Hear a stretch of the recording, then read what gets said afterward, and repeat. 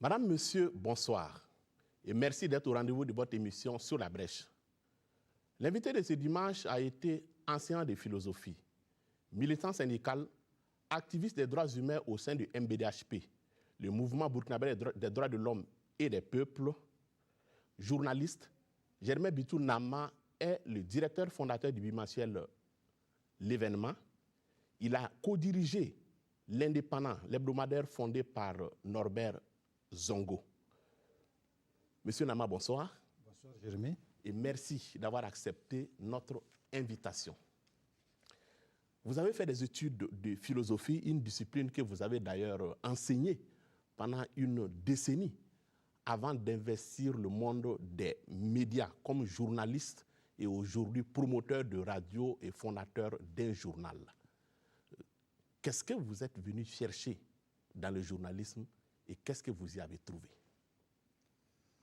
Merci, Jérémy. J'ai expliqué à un de vos confrères qui m'avait posé la même question que, en réalité, je suis journaliste depuis le départ, en quelque sorte. Lorsque nous étions en terminale, ça coïncidait un peu avec le début des tests psychopédagogiques. Et moi, j'avais été orienté dans 3 disciplines. Enfin, nous avait demandé de faire notre choix et moi, j'avais choisi d'abord en premier le journalisme, en deuxième la philosophie et en troisième la pédagogie. Et finalement, on m'a envoyé dans le deuxième choix, c'est-à-dire la philosophie. Mais depuis la fin de mes études, lorsque je suis arrivé en Haute-Volta à l'époque, je me suis tout de suite intéressé à la chose journalistique.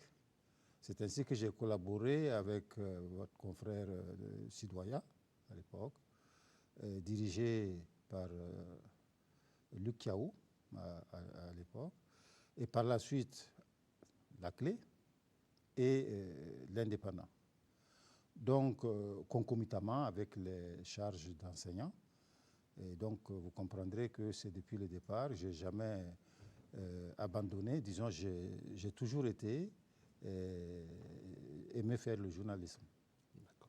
Le 13 décembre 1998, Norbert Zongo, le directeur de publication de l'hebdomadaire L'Indépendant, est tué et brûlé à quelques encablures de Sapuy, à une centaine de kilomètres de la capitale Ouagadougou, avec 3 de ses compagnons d'infortune. L'onde de choc de ces crimes traverse tout le pays, pour ne pas dire secoue tout le pays. Comment est-ce que vous avez vécu ce drame-là? J'ai vécu ce drame de façon assez dramatique, pour ne pas me répéter, J'étais dans une fac, disons dans un amphi où je prenais des cours de droit, lorsque on m'a dit que j'étais recherché au siège du MBDHP. D'abord, on m'a dit que c'est la secrétaire de Norbert Zongo qui avait besoin de moi. Je rappelle que, en fait, nos bureaux étaient... Moi, j'étais à l'époque secrétaire permanent de l'Observatoire indépendant des élections. Et notre bureau était voisin de celui de Norbert Zongo, qui était lui aussi à la fois directeur de l'Indépendant, mais également aussi président de la CEP, la Société des éditeurs de la presse écrite. Et donc, sa secrétaire m'a appelé pour me dire que Norbert avait des ennuis du côté de Sapuy. À ce moment, on ne savait pas qu'il était mort. On m'a dit qu'il était blessé à Sapuy. Et en même temps, le MBDHP m'a appelé pour me dire, c'est avec le MBDHP que j'ai appris que ça ne s'est pas bien passé pour Norbert Zongo. Et très rapidement, nous avons trouvé un véhicule, le véhicule mis à notre disposition par le mouvement burkinabé des droits de l'homme et des peuples. Et nous nous sommes rendus sur le site de Sapuy, à 7 km de Sapuy, où là l'incident a eu lieu. Et évidemment, j'ai découvert les choses là-bas, comme ça, le véhicule brûlé, les corps brûlés. Vous imaginez mon émotion de trouver Norbert Zongo dans l'état où il était. Alidou Ouedraogo a dit que ça faisait 5 kilos de charbon, en quelque sorte. C'est pas loin de la réalité. Disons qu'il avait effectivement cramé. Et j'ai vu ça. Et l'émotion a été extrêmement... Ça fut un choc pour moi. Et d'autant plus que vraiment, Norbert et moi, nous étions très proches. Voilà un peu comment j'ai vécu les événements de très près. Alors, après le quadruple assassinat de Sapuy, vous êtes co-directeur de publication de l'Indépendant de 1999 à 2001. Parlez-nous de cette expérience. Comment vous vivez ces années-là? Ça n'a pas été des années faciles, hein, parce que c'était vraiment du journalisme de guerre pratiquement qu'on faisait à l'époque, parce que nous étions sous pression. Il y avait, souvenez-vous, il y avait la commission d'enquête indépendante qui était en activité, et nous travaillions de concert justement avec cette commission-là, qui nous livrions les informations dont nous disposons. Et nous subissions effectivement la pression des hommes du RSP, qui nous menaçaient et qui nous surveillaient aussi, de sorte que les gens hésitaient vraiment à venir nous donner des informations. Je précise que les gens préféraient venir vers nous que d'aller vers la commission indépendante parce qu'ils avaient peur. Là-bas, il y avait des militaires et ils soupçonnaient que cette commission était truffée d'éléments hostiles et donc ils rechignaient à aller déposer à ce niveau. Donc, le manège qu'ils trouvaient, c'est effectivement de nous approcher et de nous donner les informations à charge pour nous, effectivement, de déférer ces informations du côté de la commission d'enquête indépendante. Voilà comment nous avons vécu ça dans une adversité. Et il faut aussi dire qu'il y avait la pression du pouvoir et il faut dire aussi que l'environnement médiatique n'était pas du tout favorable, hein. Au temps où effectivement le pouvoir de Blaise était en place, ce n'était pas l'unité au niveau de la confrérie. Et donc, l'un dans l'autre, nous vivions vraiment une situation assez difficile. Et c'est dans cette atmosphère que nous avons dû travailler pour maintenir le flambeau, n'est-ce pas, du journalisme et faire en sorte qu'au fil des semaines, nous puissions d'abord animer l'Indépendant, mais également aussi que nous puissions aider la commission d'enquête indépendante à avancer. Alors aujourd'hui, on note la disparition de l'Indépendant du paysage médiatique burkinabé. Lorsque vous voyez une telle situation, qu'est-ce que vous en pensez? Bon, c'est vous qui m'apprenez que l'Indépendant a disparu. Je pense qu'il y a eu des épisodes de ce genre. À plusieurs reprises, l'Indépendant a cessé de paraître et puis il a réapparu et tout ça. J'avoue que je ne connais pas les difficultés internes que connaît ce journal, mais évidemment, je ne peux pas être content, n'est-ce pas, de la situation de l'Indépendant, d'autant plus que nous-mêmes, nous avions essayé de maintenir le flambeau de l'Indépendant, et donc la disparition d'un journal n'est pas une bonne nouvelle pour un journaliste. Bon, vous me posez la question, vous me prenez à brûle-pourpoint. Je pense que je vais m'approcher des animateurs de l'Indépendant pour savoir exactement ce qui se passe. C'est la même chose d'ailleurs pour les confrères Gigi, que je ne vois plus sur la place, mais dont j'ignore totalement les raisons pour lesquelles ça ne paraît pas. Alors l'actualité cette semaine, bien entendu, a été marquée par la commémoration du 18e anniversaire de la disparition tragique de Norbert Zongo. 18 ans après, la coalition contre la vie chère et le collectif des organisations démocratiques de masse et de partis politiques continuent de crier leur soif de vérité et de justice pour Norbert Zongo et ses compagnons, une justice qui reste jusqu'à présent une arlésienne. Il faut d'abord se féliciter que pendant 18 ans, disons, il y ait cette extraordinaire mobilisation pour que justice, lumière et justice et vérité se fassent autour du dossier Norbert Zongo. Nous le devons à toutes ces organisations qui se mobilisent pour qu'on n'oublie pas le dossier. Je crois que, évidemment, vous parlez d'arlésienne. Jusqu'à présent, effectivement, le dossier n'a pas encore été jugé. Il semble qu'il y ait des évolutions depuis 2015.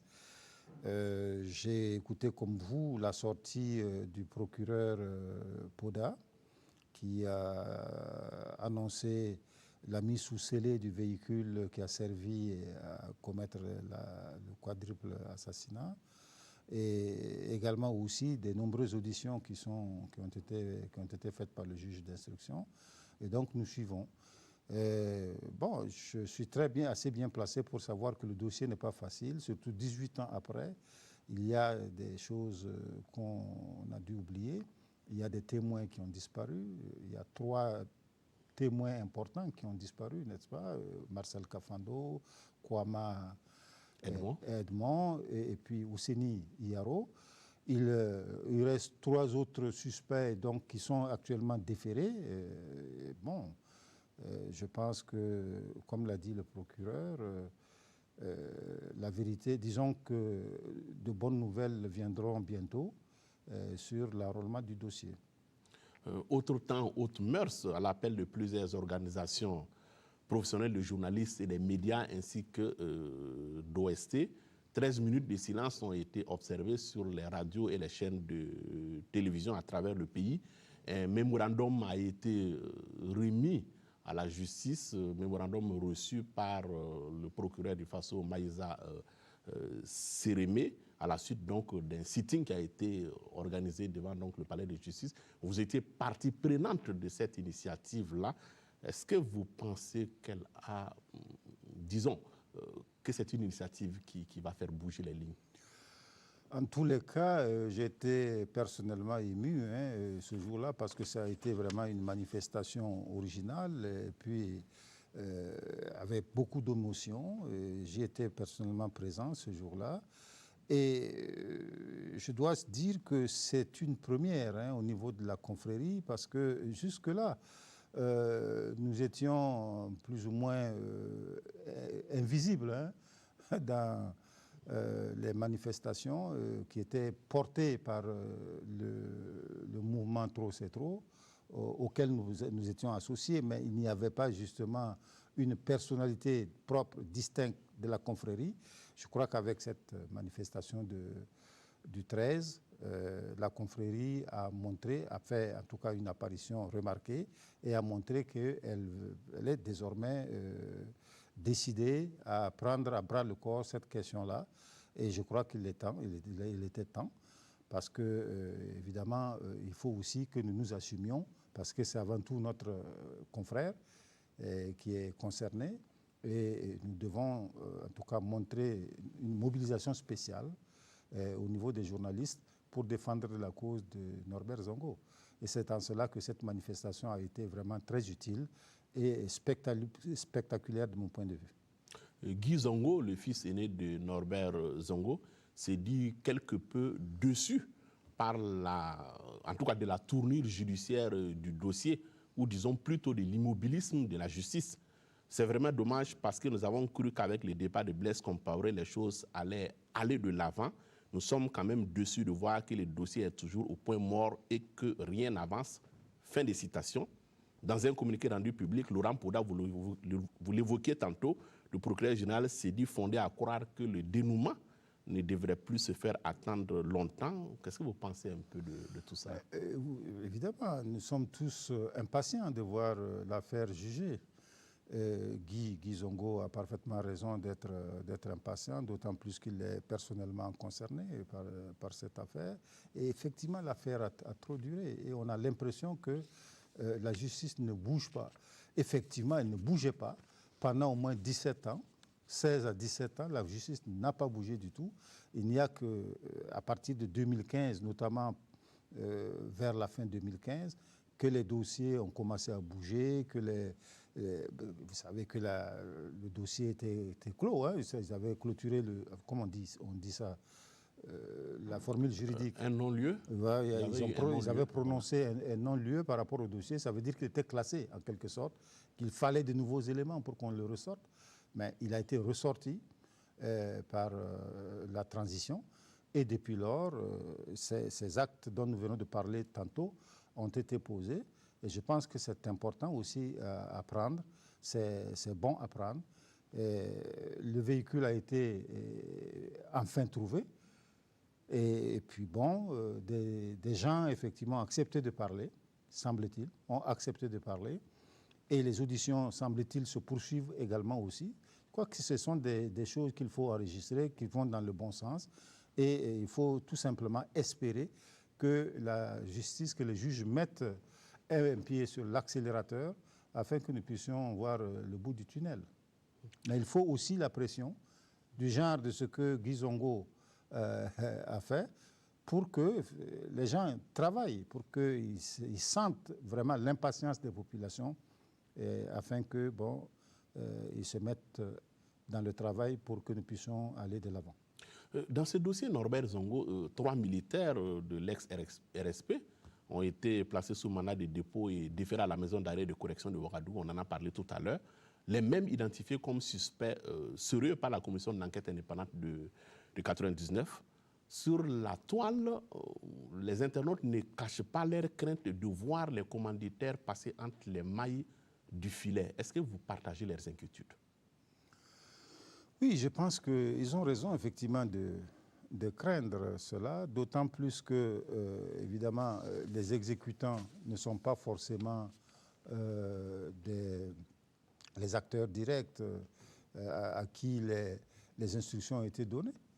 Et donc, si c'est des exécutants, si c'est des gens qui ont simplement été des exécutants, bon, il est difficile, par exemple, de dire bon, telle personne est le commanditaire et tout ça. Donc, je pense que c'est un peu, c'est fondé. Les vraies personnes qui pouvaient répondre justement, qui étaient des témoins directs, ce sont eux qui sont morts, notamment Marcel Kafando. Et c'est une grave perte. Hein. Malheureusement, on n'a rien fait. Le dossier ne comporte pas, n'est-ce pas, une audition dans laquelle il est passé aux aveux. Et donc, vraiment, je pense que nous avons perdu. Il y a beaucoup d'éléments que nous perdons avec la mort, justement, de ces trois suspects sérieux. Alors, des hommes de droit sont suspectés d'avoir organisé ce que notre confrère Évariste Barraud de l'Observateur Palga avait qualifié d'enterrement de première classe pour le dossier Norbert Zongo. Mutation dans sa dernière parution, titre sur des preuves de complicité manifeste contre des magistrats. L'expression est du journal. C'est une conviction que vous partagez? Mais parfaitement. Moi, je pense que les juges n'ont pas joué leur rôle. Ils ont plutôt été complices des commanditaires. Parce que manifestement, on ne voulait pas juger ce dossier. Et ils ont trouvé des juges de service pour faire le job. Et je pense que ces journaux ont parfaitement raison de mettre le doigt sur cela parce qu'il y a véritablement déni de justice. S'il y a eu le non-lieu, c'est parce que manifestement, on ne voulait pas juger le dossier. Et il a fallu des juges pour prononcer ce non-lieu.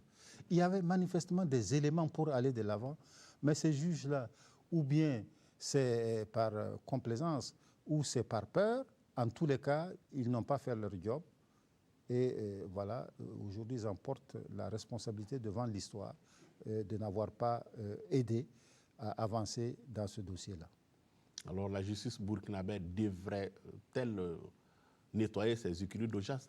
Ah ben moi, je le pense. Hein. Je pense que, comme l'a dit d'abord déjà un de leurs, comment dirais-je, un juge, notamment le procureur de la Haute Cour de justice, il a dit que tant que les gens ne répondront pas de leurs responsabilités par rapport au traitement du dossier Norbert Zongo, la justice burkinabé ne pourra pas aller de l'avant. Et moi, je suis tout à fait d'accord avec lui. Alors, quelle est votre conviction personnelle quant à l'issue de ce dossier Norbert Zongo? Ma conviction personnelle, c'est qu'on peut toujours aller de l'avant parce que déjà, sur la base de l'enquête indépendante qui a été faite par la fameuse commission d'enquête indépendante dirigée par le magistrat Kassoum Kambou, il y avait des éléments qui permettaient aux juges d'instruction, franchement, d'inculper directement des gens. Il ne l'a pas fait. Aujourd'hui, sur la base encore justement de ce document, on peut avancer dans la recherche de la vérité. Seulement, le temps a fait son œuvre aussi. Le temps a fait son œuvre. Des témoins ont disparu, comme nous l'avons dit. D'autres témoins sont vivants, mais bon, vous savez, les souvenirs aussi s'estompent avec le temps.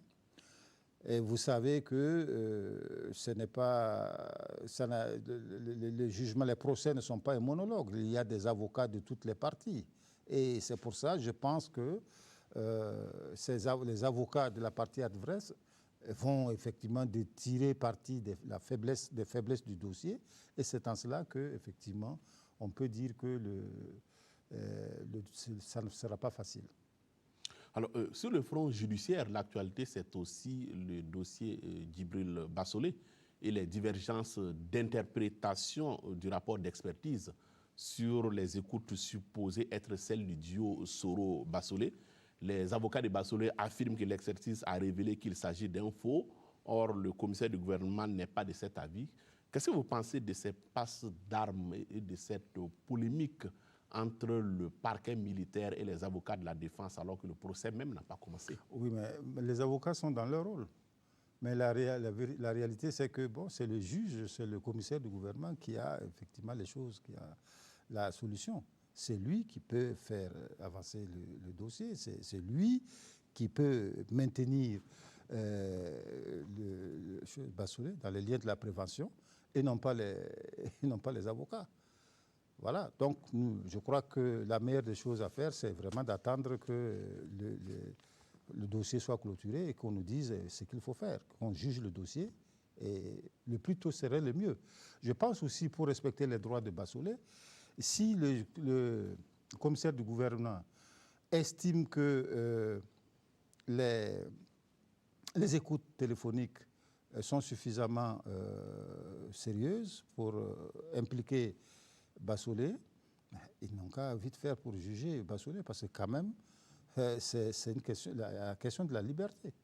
Il a demandé une libération provisoire qui lui a été refusée. Sans doute estime-t-on que sa libération va entraver la manifestation de la vérité. Mais alors, allons vite dans le jugement de l'affaire pour que quand même il ne soit pas lésé dans ses droits. Mais à contrario, les soutiens de Bassolé estiment par exemple que celui même qui a proclamé le coup d'État aujourd'hui bénéficie d'une liberté provisoire et que rien ne pourrait justifier le fait que Bassolé soit toujours en détention. Mais vous savez, tout ça, ce sont des jugements extérieurs. Hein. Personne ne connaît le contenu du dossier. Seuls les magistrats, seuls les juges d'instruction ont la connaissance du dossier. Et donc, tout ce qui se passe autour, c'est de la spéculation pure et simple. Seul le juge peut dire pourquoi il maintient Djibril Bassolé dans les liens et le maintient en prison. Il y a aussi le procès annoncé des dossiers pendant à partir du 20 décembre. C'est un signe des temps que la justice bouge pour vous, ou bien c'est juste un effet de communication médiatique? Je crains fort que ce ne soit un effet de communication médiatique, parce que après, voilà, nous sommes à la fin de l'année, on nous a annoncé que bon, on aura quelque chose courant de 2016. Bon, je crains fort que ce ne soit des effets d'annonce, mais bon, au fond de moi-même, j'espère que effectivement l'instruction du dossier est très avancée et que effectivement on peut juger les affaires le 20 ou c'est le 22 qui. C'est le 22. Le 20 décembre, c'est juste mardi, vous ne leur accordez pas le bénéfice du doute? Le bénéfice du doute, bon, non, moi j'ai dit simplement que tant mieux si le dossier est suffisamment bien ficelé pour que l'on puisse le juger le 20. Mais j'ai des craintes que ce ne soit la pression, parce qu'il y a vraiment une extraordinaire pression sur les juges, sur le pouvoir public, etc. Maintenant, je ne sais pas si c'est cela ou bien si véritablement les dossiers sont en état d'être jugés. Quel est le regard que vous portez sur la justice burkinabé? On l'a dit indépendante aujourd'hui, on dit qu'elle a les moyens effectivement de son indépendance. Finalement, qui est responsable de tous ces méli-mélos du fait qu'aujourd'hui les Burkinabés sont en attente de justice sans la voir venir? Vous savez, moi, je vais vous étonner. Hein. La justice burkinabé a toujours été indépendante. C'est les juges qui refusent de prendre leur indépendance. Ce sont les juges qui refusaient de s'assumer. Sinon, c'est la même chose pour notre métier, Jérémy. Et notre métier est plein de risques. Mais il faut malgré tout, malgré ces risques-là, il faut accepter de s'assumer. C'est ce que Norbert Songo a fait, et advienne que pourra. Mais je pense que, dans le même sens, les juges burkinabés ont la possibilité, d'ailleurs certains effectivement le font, ont le courage de s'assumer, mais évidemment, ces juges-là, on ne leur donne pas les bonnes affaires, c'est-à-dire les affaires qui peuvent compromettre les pouvoirs publics. Alors, on arrête là pour ce dossier Norbert Zongo, justice et compagnie. L'actualité nationale, sans conteste, dominée cette semaine par l'attaque d'un détachement du groupement des forces antiterroristes à Nassumbu, une localité située à une cinquantaine de Djibo. C'est dans le Soum. 12 morts, 4 blessés, d'importants dégâts matériels. Voilà pour ce qui est du bilan. Comment est-ce que vous réagissez à cette nouvelle attaque? Moi, je suis écœuré, hein, pas simplement parce qu'il y a eu mort d'homme, hein, simplement parce que devant notre faiblesse, la faiblesse extrême de notre réaction, que des gens viennent comme ça à 5 heures du matin, prendre d'assaut un campement militaire dont on dit que c'est des soldats aguerris, formés à l'antiterrorisme, et tuent 12 d'entre eux et repartent tranquilles sans qu'on nous présente, sans qu'il n'y ait effectivement un bilan de leur côté. Vraiment, il faut avouer que c'est tout de même triste. Lorsque je regarde un peu le théâtre des opérations, vous voyez par exemple le campement est à ciel ouvert. Ça veut dire que les cibles sont visibles de loin. Dans ces conditions-là, vraiment, comment voulez-vous qu'il y ait une réaction appropriée de nos troupes? Je crois qu'il faut qu'on accepte, on finisse de spéculer et qu'on passe véritablement à des choses sérieuses. Il faut véritablement prendre notre sécurité au sérieux. Parce que ça fait quand même 6 à 7 incursions depuis 2 ans du genre. Justement, Samorogouan, Intangoun, Kapouchino, Oursi, Tambao, Djibo, le oui. Burkina est-il en passe de devenir le terrain de jeu des djihadistes et autres terroristes? C'est la conclusion qu'on peut tirer. Je pense que... Moi, j'ai regardé l'autre jour le ministre d'État, la mine des conflits, et qui, s'exprimait pratiquement impuissant. Il parlait de guerre asymétrique, etc., donnant l'impression que, on ne peut rien. Nous comparant, disant que, même aux États-Unis, même en France, partout dans le monde, c'est la même chose, etc. Ça, ce n'est pas un discours qu'on tient vraiment dans des circonstances pareilles. Nous voulons simplement savoir quelles sont les mesures idoines qui sont prises pour équiper les forces, pour rendre les forces de sécurité véritablement performantes. C'est la question qui est à l'ordre du jour. Ce n'est pas ce genre de compassion qui importe. Hein. Donc, il y a véritablement quelque chose à faire. On est fatigué, n'est-ce pas, à chaque fois des condoléances, qu'on adresse aux familles et tout ça. Mais vraiment, moi, quand je regarde ces jeunes gens qui sont tombés, je pense à mes propres enfants. Ce sont des gens qui sont de l'âge de mes propres enfants. Donc, vraiment, c'est écœurant, c'est touchant. Et donc, il faut vraiment qu'on fasse quelque chose. Hein. On ne peut pas dire qu'on n'a pas les moyens, mais évidemment, on peut s'interroger également aussi où sont passés les moyens du RSP, dont on disait qu'ils étaient super équipés. Où sont passés ces moyens? Quand on nous dit que c'était avec des Kalachnikov que nos troupes d'élite étaient sur le front, moi je me pose la question, mais où sont parties ces armes? Et qu'est-ce qu'on fait de notre sécurité? Qu'est-ce qu'on fait pour assurer véritablement notre sécurité? Pour en équipant les troupes. L'autre jour, également le chef d'état-major disait qu'il leur faut des moyens aériens, mais il faut le faire. Du reste, ça c'est une des conditionnalités qui va effectivement impacter la question du PNDS. Hein, parce que, comme on le dit, aucun investisseur ne va venir mettre son argent dans un pays sans sécurité. Alors finalement, est-ce que nous devons avoir des regrets aujourd'hui pour avoir procédé à la dissolution des RSP? Ah non, non, pas du tout. Pas du tout.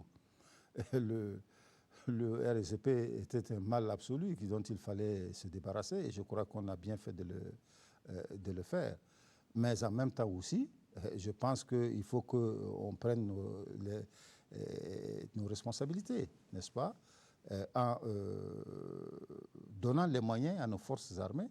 Mais vous savez, c'est pas, en réalité, ce n'est pas dans ce genre de situation, ce n'est pas les armes en réalité. C'est du renseignement. C'est essentiellement le renseignement qui est l'élément le plus important dans ce type, que ce soit dans une guerre classique ou dans une guerre asymétrique, le plus important c'est le renseignement. Et donc, au moins, le renseignement, ça demande un minimum de moyens. Il faut donc effectivement investir dans ce domaine-là. Et je pense que si on investit suffisamment dans ce domaine, on va commencer à récolter les résultats. Alors, le président Roch Kaboré a renoncé à son voyage sur Abuja pour se rendre à Nassumbu. Dans une déclaration faite en fin de matinée au palais de Kossiam, il estime que cette attaque démontre que la lutte contre le terrorisme sera sans répit et met aussi en exergue les nécessaires décisions qu'il nous faut prendre pour donner confiance et vitalité à notre armée. Fin de citation. Comment est-ce que vous commentez ces propos? Mais je constate simplement qu'il n'a pas réfléchi aux moyens qu'il faut donner à nos forces armées. En faisant sa déclaration, moi j'aurais aimé entendre des moyens alloués, de tel ou tel moyen alloués à nos forces de défense et de sécurité pour assurer véritablement notre sécurité. Là, j'aurais compris effectivement. Mais là, il a fait un discours, j'allais dire, quand quelqu'un dirait qu'un discours platonique, c'est un discours platonique, effectivement. Cette attaque remet au goût du jour le débat sur la capacité du gouvernement Thiéba à faire face à la menace terroriste. Qu'est-ce que vous pensez de cette autre polémique avec notamment l'exhortation faite au gouvernement par l'UPC des Zéphirin Diabré à définir au plus vite des stratégies idoines pour lutter contre l'hydre du terrorisme? Ah oui, je pense qu'il faut absolument définir une stratégie contre l'hydre du terrorisme. Parce qu'on nous parle de guerre asymétrique, je pense que la guerre asymétrique précède la guerre classique. Il s'est passé c'était comme ça au Mali avant que justement la guerre classique ne soit enclenchée par les djihadistes. Mais je pense ici que déjà même il faut comprendre le phénomène. Qu'est-ce qui nous arrive en réalité? Personne ne nous donne à penser ce qui se passe réellement. On ne sait pas si c'est des djihadistes, si c'est vraiment des terroristes de notre genre. Parce qu'aujourd'hui, notre pays a fait sa révolution. Il a des ennemis, bien sûr. Est-ce que, justement, il n'y a pas... Quelle est la part du djihadisme dans ce qui nous arrive et quelle est la part de la subversion consécutive, justement, aux remous sociaux qu'il y a eu au Burkina Faso en 2014 et en 2015. Voilà, et il faut qu'on nous fasse une analyse claire, voyante de la situation pour, à partir de cela, définir des objectifs précis. Sinon, bon, ça va être vraiment du tâtonnement. Et puis, bon, voilà, on ne s'en sort pas comme ça. On va se retrouver chaque fois en train de lever les mains au ciel et ce n'est pas ce qu'il nous faut. Le président malien Ibeka était là pour exprimer sa solidarité avec le Burkina, également l'engagement de son pays à combattre de concert avec les Burkinabés, justement, l'ensemble de ces menaces dans le Sahel. Il y a le G5 Sahel qui a été mis en place voilà, depuis plusieurs mois maintenant. Jusqu'à présent, on attend de voir les résultats. Oui, bon, évidemment, les solidarités, c'est bon à prendre, mais nous demandons, ce que nous voulons, c'est autre chose. Ce que nous voulons, c'est véritablement des mesures concrètes que, par exemple, les patrouilles mixtes dont on parle là soient opérationnelles, que la mutualisation des moyens, par exemple, s'il y a des moyens aériens, si le Mali dispose de moyens aériens, qu'on puisse les mutualiser avec tous les pays du front, afin que, bon, justement, tout le corridor soit surveillé. Bon, voilà, c'est ça, c'est dont on a besoin. On n'a pas plus besoin, effectivement, c'est vrai, bon, dans la douleur, on a toujours besoin de réconfort, etc. Mais il faut qu'on dépasse ça. Il faut qu'on dépasse ça, qu'on prenne des mesures concrètes pour assurer la sécurité. Vous savez, bon, ce qui se passe, on ne sait même pas. On parle de Ben Mokhtar, et le Sahraoui, Mokhtar, oui. Amadou Koufa. Quel est le lien entre les trois? Voilà. En fait, qu'est-ce qu'on en veut au Burkina? Tout ça, ce sont effectivement des questions que l'on se pose auxquelles on n'entend pas de réponse. Au moins, les dirigeants auraient pu nous éclairer par rapport à ça. Je crois que c'est tout cela dont les Burkinabés attendent de leurs dirigeants qu'ils les éclairent par rapport à toutes ces questions-là. Au lieu, effectivement, de se lamenter et tout. Parce que nous assistons à des lamentations et non pas à une véritable responsabilité par rapport à ce qui nous arrive. Alors, autre sujet, c'est le budget de l'État, gestion 2017, qui a été adopté par l'Assemblée nationale. Sans surprise, l'opposition a voté contre. Et l'un de leurs arguments, c'est de dire simplement que ce budget est irréaliste, notamment en ce qui concerne les prétentions en matière de mobilisation des ressources internes, notamment avec la douane et les impôts. Est-ce que vous souscrivez à cette analyse? Non, d'abord, l'opposition n'a pas voté contre. Il y a une partie de l'opposition qui a voté contre, une grosse partie qui s'est abstenue, en disant qu'ils attendaient qu'on ne juge le maçon qu'au pied du mur. Je crois que dans la presse, c'est ce que j'ai pu retenir par rapport à ça. Évidemment, il y a de bonnes intentions dans la loi de finances. Il y a de bonnes intentions. Déjà, on nous parle de budget programme. Que le budget programme, c'est un budget par objectif, avec des résultats qu'on attend, etc. Donc, déjà, il y a une certaine rigueur qui caractérise justement la détermination de ce budget. Ce n'est pas étonnant quand on a vu, il y a 2 semaines, ce qui s'est passé à Paris avec l'engouement autour du PNDS. Et j'ai envie de dire que c'est la même rigueur qui a caractérisé l'élaboration du budget 2017. Mais le tout n'est pas effectivement d'avoir un bon budget bien charpenté, voilà, mais il faut aussi se donner les moyens de l'exécuter. Se donner les moyens de l'exécuter, notamment la question de recouvrement. Il faut effectivement, pour le recouvrer, il faut un ensemble de mesures adéquates pour arriver à recouvrir, avoir un taux de recouvrement satisfaisant. Est-ce que les dispositions sont prises pour cela? Je pense que c'est une des conditionnalités. Il faut absolument que le gouvernement puisse atteindre un taux satisfaisant de recouvrement. Sinon, même par rapport au PNDS, ça sera un fiasco après le succès de Paris. Parce que j'imagine que c'est à peu près la même démarche. C'est vrai que le PNDS est d'abord fondé sur la mobilisation des ressources internes. Voilà, 64% de mobilisation de ressources internes. Et puis, bon, on va avoir affaire à l'élaboration de programmes, parce que ça ne va pas être comme ça. On ne va pas nous donner de l'argent sans que nous puissions présenter des projets, des programmes, etc. Un peu dans la même démarche que la loi de finances qui est inscrite, en fait, qui est inscrite, n'est-ce pas, dans un budget programme, en quelque sorte.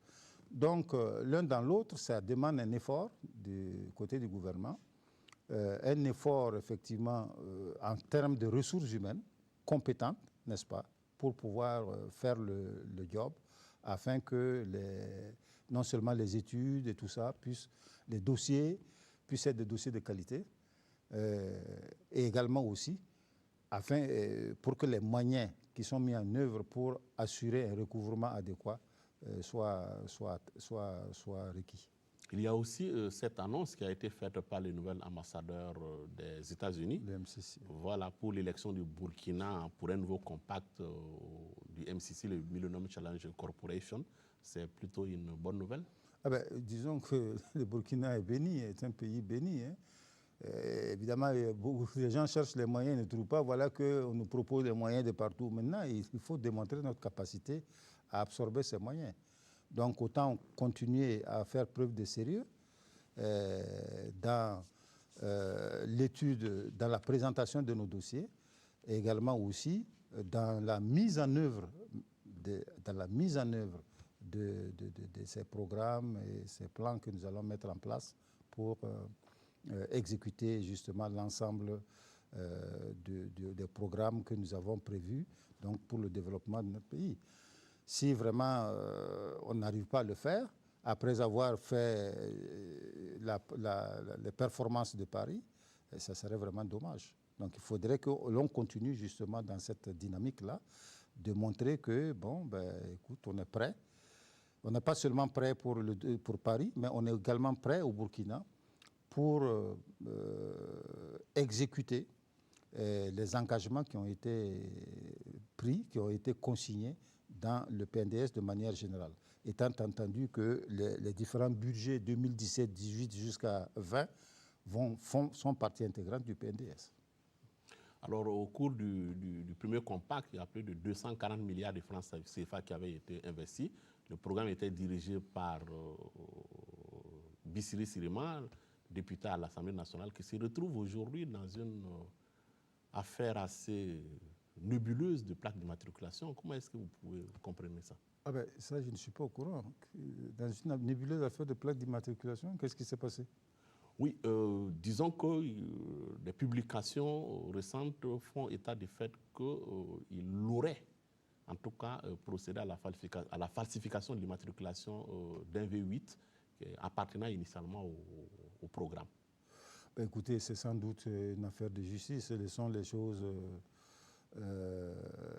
se poursuivre, n'est-ce pas, dans le sens, dans des sens adéquats. Moi, vraiment, je ne suis pas au courant de ça. Je ne peux pas commenter ce dont je ne suis pas informé. Alors, hors de chez nous, on va en Gambie où l'actualité, c'est aussi le revirement spectaculaire de Yaya Jammeh qui ne reconnaît plus sa défaite et entend saisir la Cour suprême gambienne. Est-ce qu'avec ce recours légal, il ne piège pas quelque peu le camp du vainqueur, Adama Barrow, et même la communauté internationale?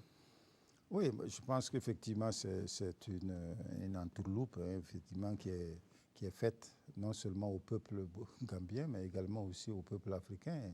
Et vous parlez là des responsables de la communauté, effectivement aussi, qui vont se trouver, qui sont en difficulté justement par rapport à la stratégie de Yaya Jammeh. Mais bon, vous savez, je crois que l'exemple du Burkina est là. Hein. La solution gambienne se trouve entre les mains du peuple gambien. C'est le peuple gambien qui a fait ces élections, qui a voté un nouveau président. Si cette victoire-là, on veut la lui arracher, il lui appartient effectivement de s'assumer courageusement, comme au Burkina, on l'a fait ici. Donc c'est ça, parce que bon, c'est bon, les dirigeants africains de la CEDEAO sont en train de faire ce qu'il faut, n'est-ce pas, pour l'amener pacifiquement à céder le pouvoir. Mais s'ils refusent de céder le pouvoir, qu'est-ce qu'on fait? Voilà. Mais qu'est-ce que vous considérez comme, on va dire, la part des responsabilités de l'opposition gambienne vainqueur des élections dans ces revirements? Ou bien vous pensez qu'on peut dédouaner cette opposition-là? Ah ben non, écoutez, moi je ne vois aucune responsabilité. Parce qu'on dit quoi? Que bon, ils ont commencé à crier victoire, à dire qu'il va être poursuivi, voilà, etc. Sous les craintes par rapport à sa sécurité. Par rapport à sa sécurité et tout ça. Bon, il y a ce qu'on dit et puis il y a les négociations. Voilà, parce qu'eux-mêmes, ils savent que bon, la chose n'est pas acquise comme ça. C'est pas si simple à dire. Ce qu'on tient, le discours apparent, n'est pas forcément le discours réel. Hein. Donc, il faut faire attention. Moi, je ne pense pas que ce soit ça. C'est la nature de l'homme même. C'est-à-dire, moi, je n'ai jamais cru à ce monsieur-là lorsqu'il a reconnu. Moi, donc vous attendiez à ce... Non, mais nous étions en bouclage lorsque un journaliste m'a dit que vraiment que l'opposition est en train de passer. Moi, j'ai dit ça ne va pas être en Gambie. Ce monsieur-là, il ne reconnaîtra jamais sa défaite. Effectivement, il l'a reconnu, mais chasser le naturel, il revient au galop. Alors, la CEDEAO était justement au sommet de la Gambie à la faveur de son 50e sommet, si vous me permettez donc cette expression. Donc, à Abuja, Dramani Mahama et Mohamed Bouhari du Nigeria ont été désignés comme médiateur par la communauté ouest-africaine qui veut privilégier la pression et les négociations diplomatiques aux sanctions. Qu'est-ce que vous pensez de cette stratégie et de cette chance d'aboutir?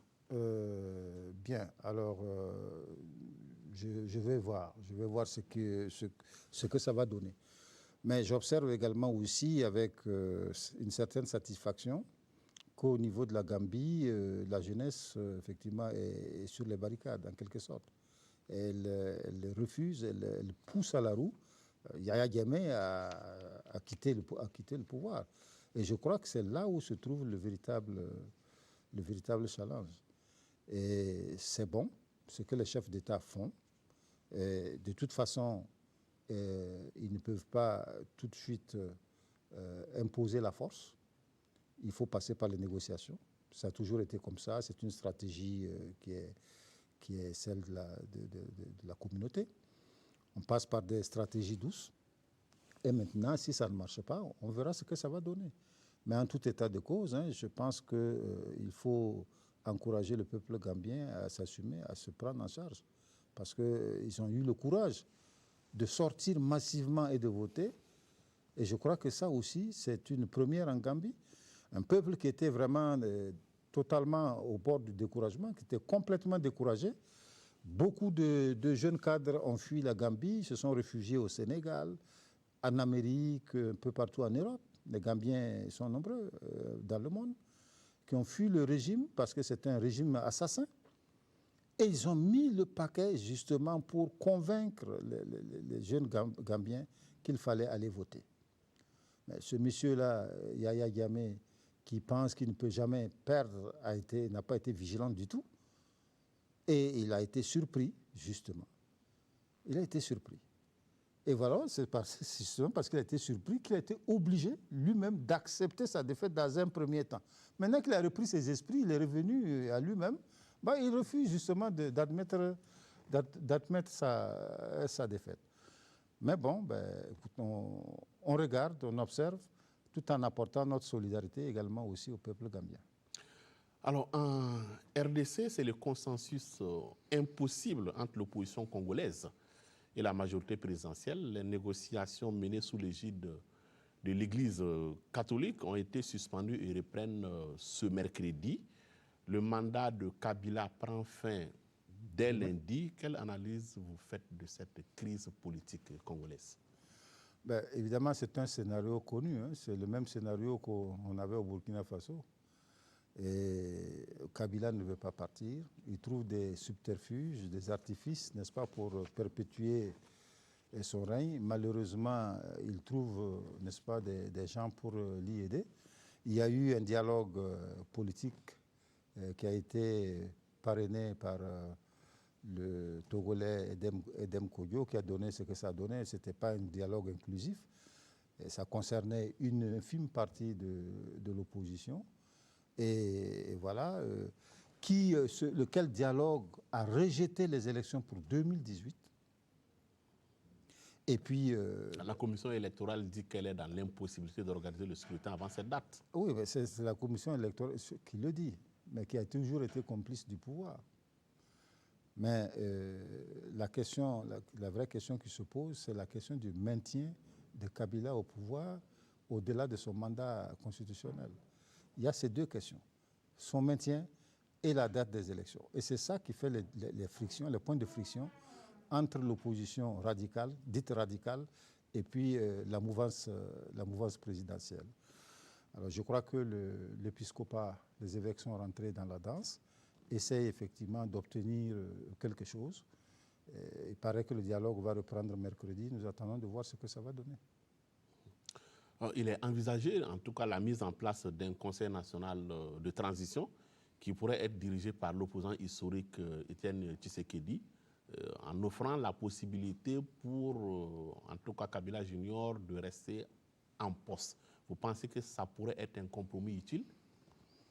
Vous savez, moi, je pense que la véritable formule serait de ne pas garder tous ces hommes de premier plan là, au devant de la scène. C'est-à-dire aussi bien Kabila que Tshisekedi. on devrait quand même se mettre en retrait pour permettre à une transition dirigée, n'est-ce pas, par des hommes peut-être qu'ils peuvent désigner, en qui ils font confiance, pour assurer la transition. Mais eux-mêmes, Tshisekedi à la tête de l'État, avec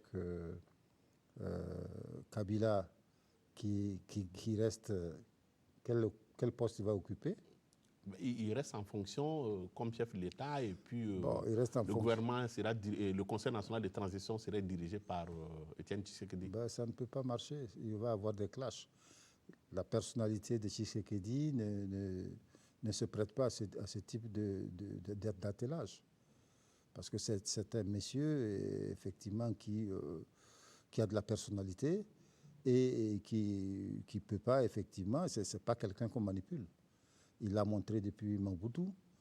Même vieux, il continue de montrer vraiment de la vigueur.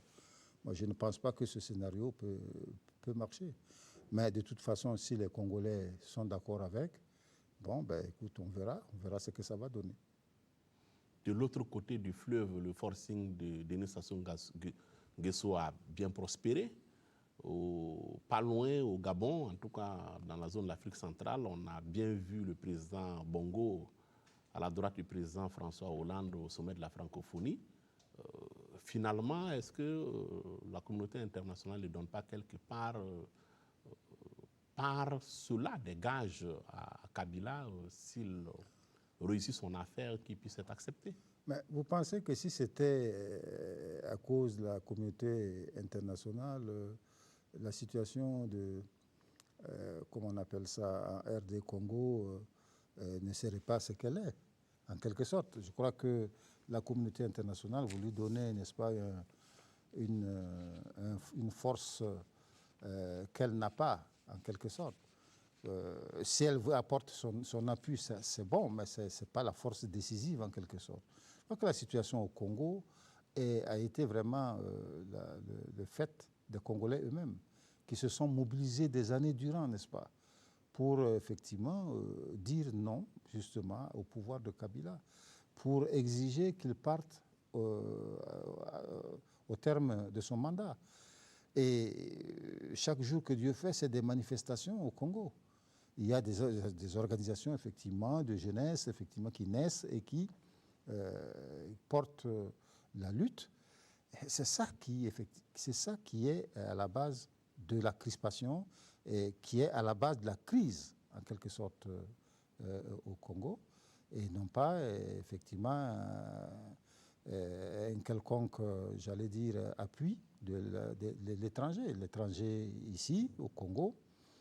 Bon, c'est vrai que actuellement, j'ai lu que l'Union européenne a en quelque sorte donné un ultimatum, les États-Unis également. Mais vous savez que ce sont des paroles. Le jeu politique réel est mené par le peuple congolais lui-même, qui l'a montré par le sang versé. Et ce n'est que ça qui peut effectivement... Je crois que l'exemple du Burkina est assez édifiant en cela. On ne peut pas attendre sa libération de l'extérieur parce qu'on appelle trop la communauté internationale. C'est vrai, c'est important, un soutien, ça donne du réconfort, mais ce n'est pas décisif. Le soutien de la communauté internationale ne peut pas être décisif dans la lutte du peuple congolais. Et c'est ce que le peuple congolais semble avoir compris, et voilà pourquoi il ne lâche jamais. Il n'a jamais lâché. On revient en Afrique de l'Ouest pour parler des législatives en Côte d'Ivoire. C'est dimanche même avec notamment la participation du Front populaire ivoirien, en tout cas tendance à Nguessan, des élections qu'on dit ouvertes. Est-ce que vous pensez que la donne pourrait changer et que le paysage politique ivoirien pourrait connaître un changement sensible? Je pense que c'est ce que je lis dans la presse internationale et que le jeu est ouvert, effectivement. Parce qu'au sein même des partis classiques, notamment le RHDP, le Rassemblement des Oufouettistes, il y a des dissensions. Il y a tellement de candidatures indépendantes, nées justement des dissensions au sein sur la question de l'arbitrage des listes des candidatures.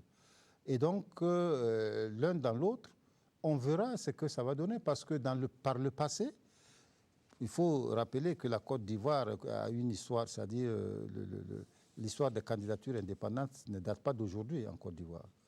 Et donc, ils ont une expérience en matière de candidature indépendante. Et des candidats indépendants ont battu des candidats officiels des partis par le passé. Et je crois que l'histoire peut se répéter et de façon plus amplifiée. Et c'est cela, effectivement, qui est un des enjeux de ce scrutin en Côte d'Ivoire. Alors, l'autre enjeu, c'est le FPI, qui, effectivement, est dans le jeu électoral cette fois. C'est vrai qu'eux-mêmes, ils sont divisés, le FPI est divisé, mais en tous les cas, quand même, la fraction qui est partie a des chances d'emporter quelques sièges. Et l'un dans l'autre, je crois que le Parlement, la configuration du Parlement ne sera plus aussi monolithique qu'elle ne l'était par le passé. Et c'est en cela que, justement, l'élection constitue un enjeu intéressant. On revient chez nous pour évoquer un sujet qui vous touche directement. J'ai lu dans votre CV que vous avez fait vos études à Dijon, en France. Roch Kaboré aussi, aujourd'hui, il est président de FASO, vous êtes journaliste. Quelle appréciation vous faites de son action à la tête de l'État un an après? Ben, écoutez, il a pris le pouvoir dans des conditions extrêmement difficiles.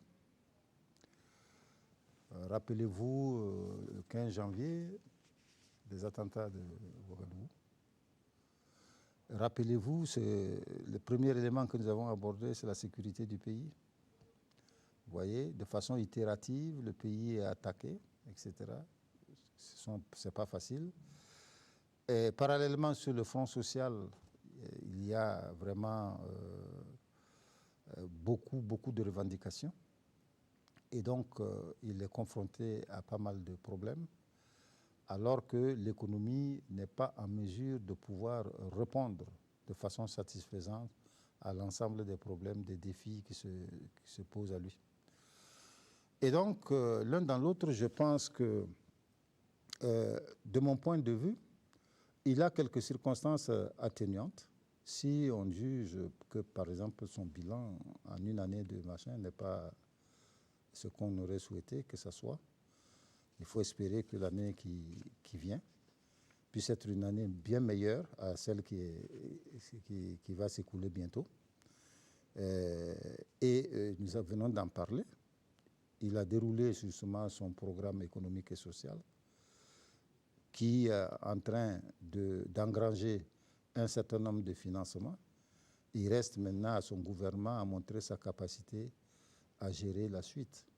Et c'est là véritablement qu'on pourra le juger. Ce sont des appréciations de l'ami ou du journaliste? Ah non, ce n'est pas mon ami. Hein. Roch n'est pas mon ami, c'est peut-être mon petit frère, mais ce n'est pas mon ami. Oui, bon, le journaliste, c'est plutôt les appréciations du journaliste. D'accord. Merci, M. Nama, d'être passé nous voir. Merci bien. Madame, Monsieur, c'est la fin de votre émission. On s'arrête là pour aujourd'hui et on s'arrête là également pour cette année 2016. J'aurai beaucoup de plaisir à vous retrouver à partir de janvier 2017 avec d'autres invités sur la brèche, en vous souhaitant, bien entendu, beaucoup de bonheur sur la RTB. Excellente suite de programme à toutes et à tous. Bonsoir.